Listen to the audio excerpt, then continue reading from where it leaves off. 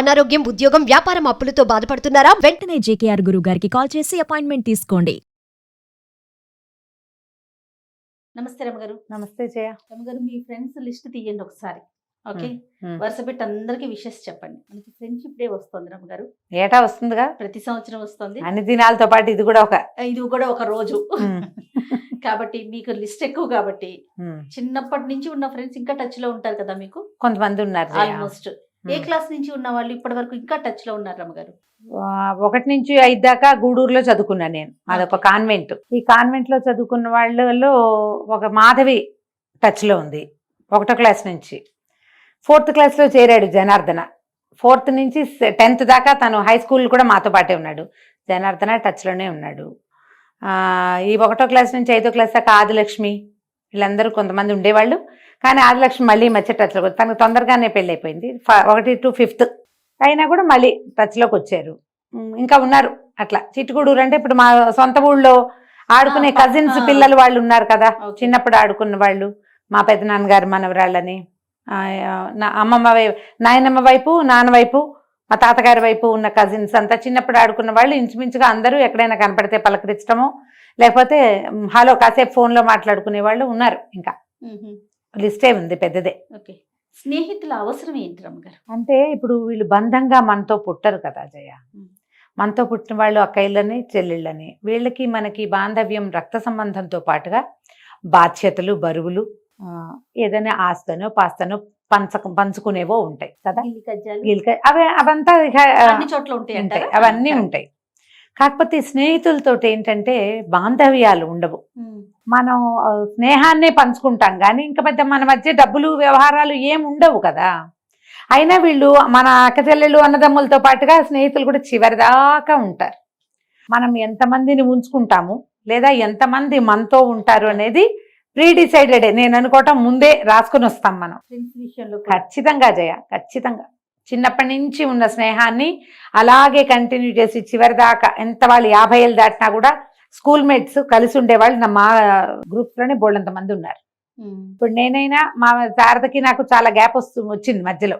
ఒక 7-8 సంవత్సరాలు 5-6 సంవత్సరాలు పెద్దగా మాట్లాడుకోలే. దాని ప్రవాహంలో అది కొట్టుకుపోయింది, నా ప్రవాహంలో నేనున్నా. మళ్ళీ ఒకసారి మళ్ళీ కలవడానికి కుదిరింది. మేము అప్పుడు కూడా ఉత్తరాలు రాసుకోవటం అవి మాకు అలవాటేం లేదు. ఎప్పుడు కలిసినా రోజు కలుస్తున్న వాళ్ళలాగానే ఉండేవాళ్ళం ఎప్పుడు కూడా. ఇప్పుడు కూడా అంతే, అరమరికలు లేవు. నువ్వు ఇది బాగుండలేదు, ఇది సరిగా లేదు, అది బాగుంది, అలా చెప్పుకోగలము. ఒకళ్ళనొకళ్ళు విమర్శించుకోగలము, సరి చేసుకోగలము. ఇలాంటివి కొంతమందితో కుదురుతాయి. ఇప్పుడు వాళ్ళు ఖచ్చితంగా ఏ కిందటి జన్మలోనో ముందు జన్మల్లోనో స్నేహం అయితేనే కాదా, వాళ్ళకి మనకి ఏదో అనుబంధం ఉండే వస్తారు వాళ్ళు మనతో పాటు. నేను దాన్ని నమ్ముతాను ఖచ్చితంగా. కొంతమంది నిలబడతారు, కొంతమంది ఏంటంటే పలకరింపుల వరకు ఖచ్చితంగా ఉంటారు. ఎక్కువ మనసు ఇచ్చి పుచ్చుకో.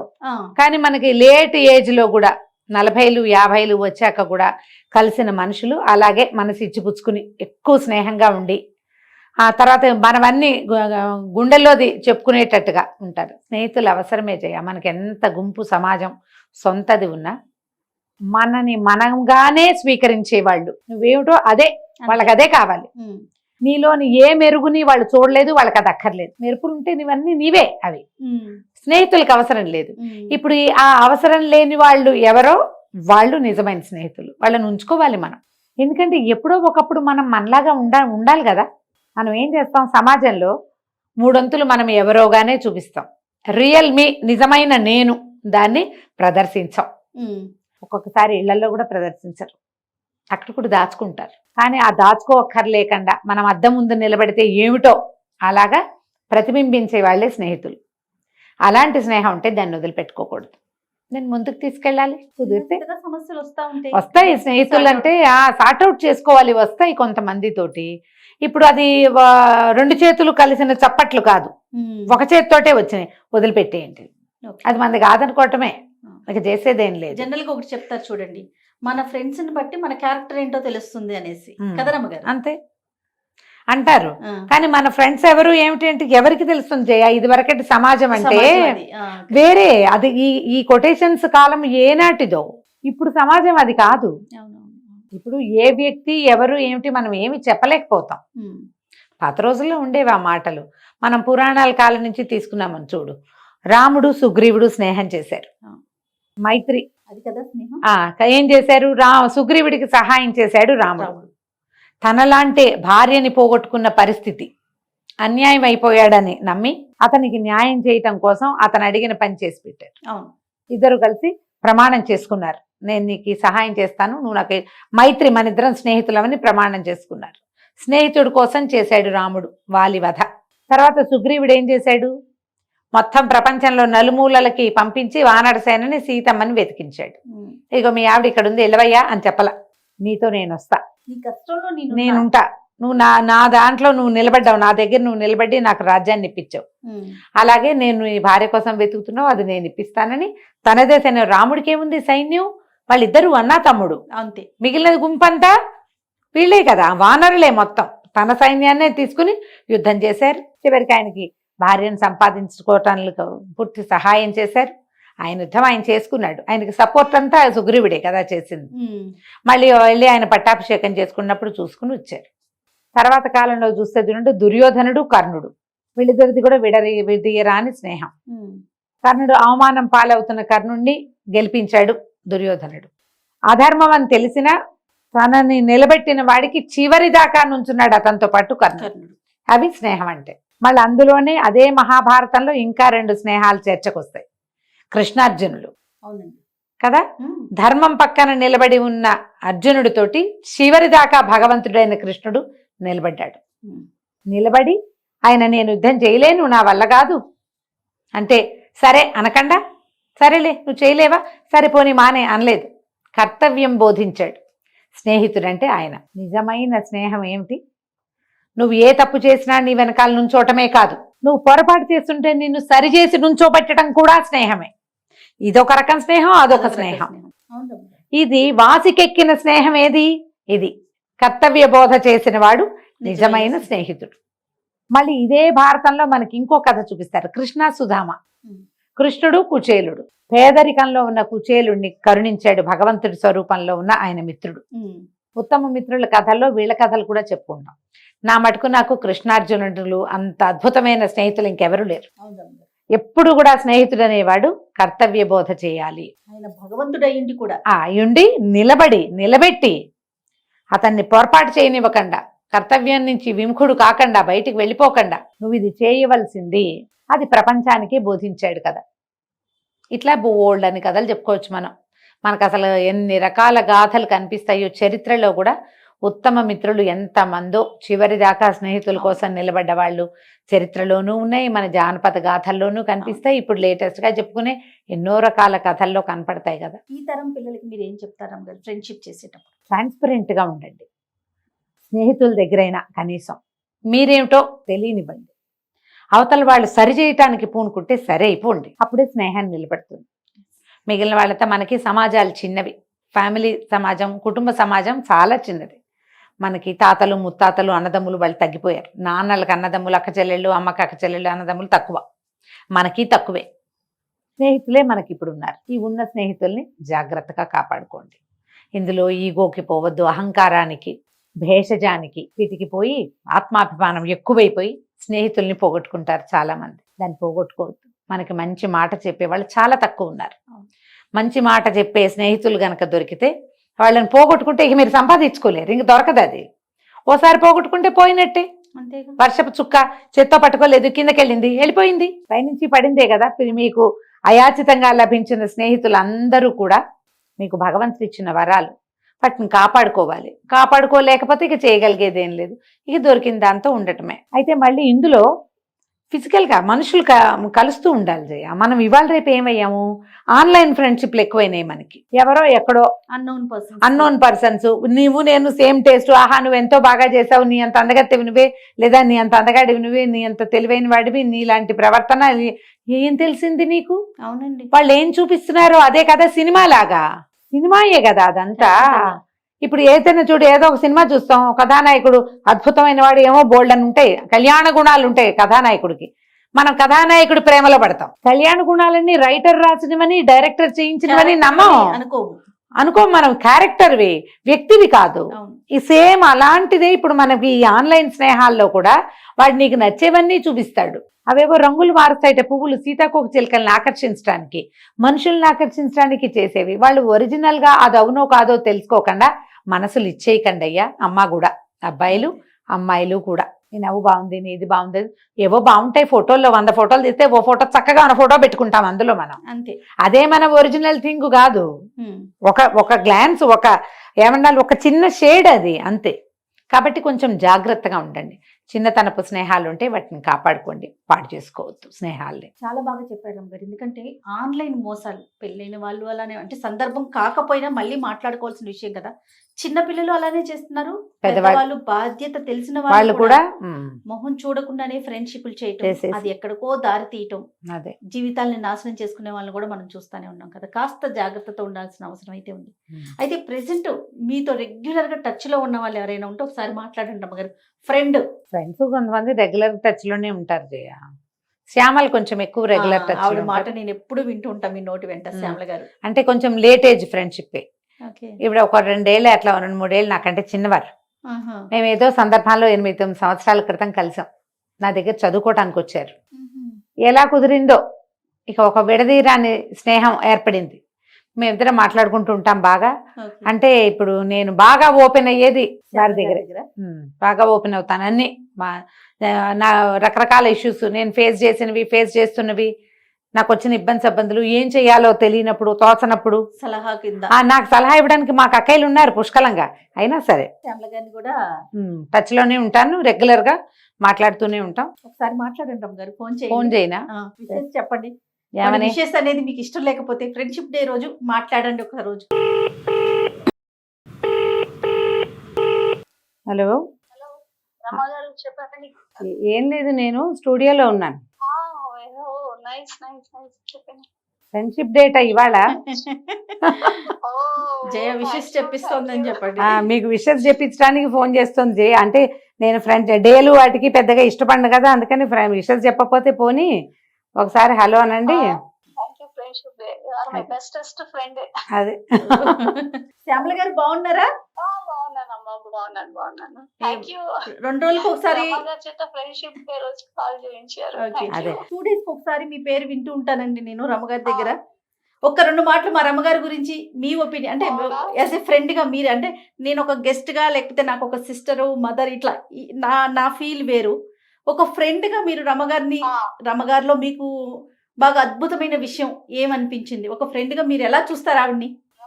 అన్ని విషయాలు నచ్చుతాయి నాకు. ఒక్కటేముంది, అన్ని ఇష్టం. ఆవిడ ఎంత బాగా మాట్లాడతారు, ఎంత చక్కగా ఇతరులని అర్థం చేసుకుంటారు, వారి సమస్యల పట్ల ఎంత కన్సర్న్ చూపిస్తారంటే, సొంత ఇంట్లో సిస్టర్స్, పేరెంట్స్ ఎంత కన్సర్న్ తో ఉంటారో అంత కన్సర్న్ చూపిస్తారు ఎదుటి వాళ్ళ బాధ గురించి. ఎవరి గురించి పొరపాటును కూడా, ఒక్క మాట కూడా, పొరపాటును కూడా ఎటువంటి చెడ్డ మాట రాదు అసలు. అందరి గురించి మంచిగా ఆలోచిస్తూ ఉంటారు. ఇప్పుడు that is the greatest quality రామగారిలో. చాలా ఎటువంటి సిచ్యువేషన్ లోనూ తొణకరు, వెనకరు, నిదానంగా కూర్చుని ఆలోచిస్తారు. అది దానికి పరమాత్మ ఉన్నాడు, ఆయన చూసుకుంటారు. ఇది నేను కూడా చూసానండి, ప్రత్యక్షంగా చూస్తా ఉంటారు అమ్మగారిని. ఎలాంటి సిచ్యువేషన్ వచ్చినా, అంటే జీవితం కదా, అన్ని చూస్తా ఉంటాం మనము. కష్టం వచ్చినా సుఖం వచ్చినా ఒకేలాగా స్పందిస్తూ ఉంటారండి. ముఖ్యంగా ఏదైనా సమస్య వచ్చినప్పుడు కూడా ఆవిడని చూసి నేను ఎన్ని నేర్చుకుంటాను ఎప్పుడు చెప్తూ ఉంటారు అమ్మగారిని. గుండె ధైర్యంగా ఎలా ఉండాలి, సమస్య వచ్చినప్పుడు దాన్ని మనం ఎలా తీసుకోవాలి, ఎలా తీసుకెళ్ళాలి అనేది. Anyhow, thank you so much అండి. Thank you for this opportunity. Thank you Ramma గారు. థ్యాంక్ యూ అండి. Wow, super. నా బదులు మీరు చెప్తున్నారు శ్యామల, హ్యాపీ ఫ్రెండ్షిప్ డే. చక్కగా చెప్పారు చూడండి రమ్మగారు. అంటే ఇప్పుడు అందరికి మనం ఒకేలా కనపడతామా జయ? కనిపించాం. నాకు ఒకలాగా ఉంటారు, ఇంకొకరికి ఒకలాగా ఉంటారు, ఇంట్లో ఒకలాగా ఉంటాం, అంతే కదండి. క్యారెక్టర్. ఇప్పుడు గ్లాస్ లో పోస్తే టీ గ్లాసుడు, అదే కప్పులో పోస్తే కప్పుడు, అంతే కదా. వీటితో ఏంటంటే మామూలుగా కొంచెం జ్యోతిష్యం తెలుసు శ్యామలకి. ఇలాంటి విషయాలు ఏమైనా మాట్లాడుకునేటప్పుడు నేను ఏమనుకుంటానంటే, నా బేసిక్ నా ఐడియా ఇంతే ఉంటుంది. నేను చాలా సార్లు అదే చెప్తా, దేనికైనా సమయం రావాలి, దేనికైనా దేనికైనా భగవంతుడు ఒప్పుకోవాలి మనని. ఇవాళ ఇక్కడ కూర్చున్నామంటే భగవంతుడు ఒప్పుకున్నాడు కాబట్టి, ఏ రోజున ఆయన చెయ్యి మన నెత్తి మీద నుంచి పక్కకి వెళ్తుందో మన ఇంకో తోటకి జరుపుతాడు. చెస్లో కాయిన్స్ జరుపుతాడు పరమాత్మ. జరిపినప్పుడు అప్పుడప్పుడు మనం ప్రముఖంగా కింగ్ స్థానంలో కూర్చుంటాం, తర్వాత క్వీన్ అవుతాం, తర్వాత మంత్రి అవుతాం, ఏనుగు అవుతాం, సెకట్ అవుతాం, బంట్ అవుతాం, తర్వాత బయటికి వెళ్ళిపోతాం. నేను ప్రతిసారి ఇదే చెప్తా. కాకపోతే శ్యామలకి ఇప్పుడు అందరి ముందు కూడా నేను ఒక విషయానికి చాలా థ్యాంక్స్ చెప్పాలి. నేను ఇలాంటి స్థితికి రాగలనన్న నమ్మకం నాకు మొట్టమొదట కలిగించింది శ్యామలే. సౌందర్యలహరి పాఠం చెప్పుకోవడానికి వచ్చేవారు. మేము కలిసింది పిల్లల వైలన్ క్లాస్లో. మీరేం చదివారు ఇది మాట్లాడితే నేను సంస్కృత్ లెక్చరర్గా వర్క్ చేస్తాను. ఓ మీకు సంస్కృతం వచ్చా, అయితే మీరు సౌందర్యలహరి చెప్పండి నాకు అన్నారు. నాకే రాదండి అన్నాను నేను. కాదు సంస్కృతం వస్తే అది చదవచ్చు, మీరు చెప్పండి, మేము చెప్పుకుంటాం, నేను మా అమ్మాయి వస్తామన్నారు. సౌందర్యలహరి వైపు నన్ను మొట్టమొదట తోసింది శ్యామలే. ఆవిడ ఇప్పటికే ఆ వాక్యం అనుకుంటూ ఉంటారు, సౌందర్యలహరి కలిపింది మన్ని అని. ఆవిడ కోసం నేర్చుకున్నాను జయ. నేను 9 ఏళ్ల క్రితం ఆవిడ కోసమే నేర్చుకున్నాను. వస్తామన్నారు వాళ్ళు. ఆ తర్వాత సంస్కృతం చదువుకున్నారు. చిట్టిపిల్ల, చిన్నది, రెండో పాప చిన్నపిల్ల, అప్పటికి 5వ క్లాసో 4వ క్లాసో. అది ఆవిడ పాప ఇద్దరు వచ్చేవాళ్ళు. వారానికి 2 లేదా 3 క్లాసులు. ఆవిడ కోసమే సౌందర్యలహరి చదువుకుని ఒక్కొక్క శ్లోకం మేమిద్దరం కలిసి డిస్కస్ చేసి అర్థం చెప్పాను జయ. నేను కొన్ని రోజులు గడిచిన తర్వాత ఏదో సమయంలో జ్యోతిష్యం గురించి వచ్చింది. మీ డేట్ ఆఫ్ బర్త్ ఏంటి, మీ నక్షత్రం ఏంటి, ఇలా కనుక్కున్నాక ఆవిడ ఒక రోజు పట్టుకెళ్ళి 2వ రోజు వచ్చినప్పుడు చెప్పారు, రమ్మగారు మీరు చాలా ఫేమస్ అవుతారు. బాగా నవ్వాను జయ ఆ రోజు. ఈయనప్పుడే వచ్చారు. ఈవిడైనా అని ఎంత నవ్వారు డాక్టర్ గారు. నాకు నవ్వొచ్చింది. చాలా ఫేమస్ అవుతారు. అంతకుముందు శ్లోకాలు చెప్పినప్పుడు ఆవిడకి దాంతోపాటుగా నేను ముకుందమాల చెప్పాను, ఖడ్గమాల చెప్పాను. ఇంకో ఫ్రెండ్ని కూడా తెచ్చేవారు, భారతి గారిని. వారు చదువుకునేవారు.